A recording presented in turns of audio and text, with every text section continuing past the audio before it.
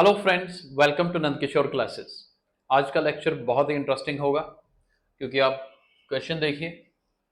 ऐसे क्वेश्चंस अक्सर अलग अलग तरह के कॉम्पिटिटिव एग्जाम्स में आते हैं जहां पर कुछ कैलकुलेशंस इन्वॉल्व रहती हैं और अजीब तरह की, जिसमें एक सिचुएशन से दूसरी सिचुएशन बनती होगी। जैसे आप यहाँ क्वेश्चन में देखिए तो क्या दे रखा है, at a local furniture shop, किसी एक शॉप पर 12 chairs cost as much as 2 wardrobes. 12 chairs की कॉस्ट कितनी है? जितनी 2 वार्डरोब्स की है।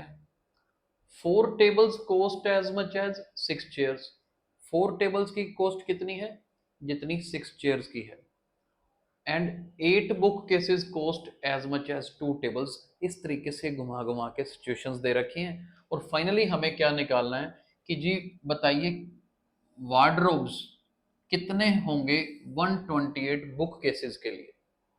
या मतलब कहने का कि अगर मैं 128 बुक केसेस अपने पास खरीदता हूं तो ये किसके इक्विवेलेंट होगा, कितने वार्डरोब्स के। इस तरह का क्वेश्चन है। इंटरेस्टिंग है ना? तो इसमें करना कैसे है, ध्यान से समझिएगा। देखो, मैंने सबसे पहले शुरुआत कहां से की, दिमाग में तो रख लिया कि मुझे बुक केसेस के बारे में फाइंड आउट करना है कि मेरी बुक केसेस में कितने वार्डरोब आएंगे, लेकिन कंडीशन तो जो गिवन है वो यूज करनी पड़ेगी। अगर आपको समझ आ गया तो आप इसका आंसर बता सकते हैं। यहां पर देखो, सबसे पहले मेरे पास है 8 book cases cost as much as 2 tables. मेरे को एक चीज पता चल गई, क्या कि 8 बुक केसेस, मैं बुक केसेस को BC लिख रहा हूं, 8 बुक केसेस का रिलेशन कितना है 2 टेबल्स के जितना। यानी कि जितने के 8 बुक केसेस हैं उतने के 2 टेबल्स आ जाते हैं। तो कुछ तो आइडिया हुआ। लेकिन मैंने देखा यार, मेरे को तो 128 बुक केसेस बनाने हैं। ये तो 8 बुक केसेस का रिलेशन दिया हुआ है। तो सबसे पहले मेरे को ये देखना है कि 128 बुक केसेस में कितने टेबल्स आ जाएंगे। पहले इतना तो फाइंड कर लें। अब जैसे 8 बुक केसेस है ना, तो यूनिटरी मेथड यूज कर सकते हो कि अगर 8 बुक केसेस में 2 टेबल्स आते हैं तो 1 बुक केस में कितने टेबल आएंगे?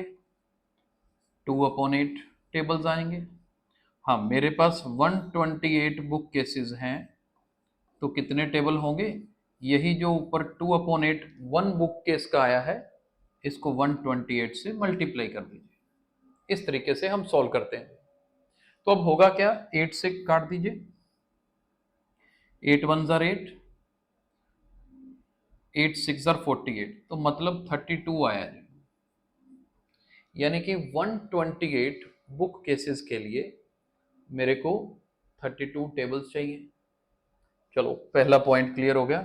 अब इस तरीके से लिख के रख लेते हैं कि मेरे 128 बुक केसेस के लिए मुझे क्या चाहिए, 32 टेबल्स चाहिए जी। अब देखते हैं टेबल्स का आगे रिलेशन क्या बनता है। चलो ऊपर देखते हैं और क्या गिवन है मेरे को। 4 tables cost as much as 6 chairs. अच्छा, अब देखो ना, 4 टेबल्स की कॉस्ट किसके बराबर है? 6 चेयर्स के बराबर है। 4 टेबल्स की कॉस्ट 6 चेयर्स के बराबर है। मेरे पास कितने टेबल्स हैं? 32 टेबल है। चलो ये तो पता लगे कि 32 टेबल्स में कितनी चेयर्स आती हैं।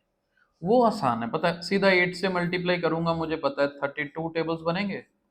तो इधर भी 8 से कर देते हैं तो क्या बन गया, 48 चेयर्स बन गया।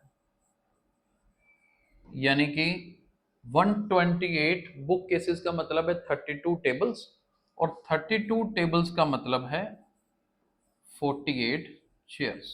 चलो ध्यान से देख लीजिए, आई होप कि आपको यहां तक समझ आ गया होगा। मैं ये कैलकुलेशन रब कर रहा हूं ताकि हम नेक्स्ट रिलेशन आगे मूव ऑन कर सके।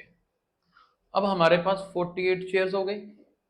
आगे देखते हैं यहां दे रखा है, क्या दे रखा है जी, 12 chairs cost as much as 2 wardrobes. अब जो 12 चेयर्स है ना, वो जितने 2 वार्डरोब का खर्चा है उतना होता है वार्डरोब्स। ठीक है जी।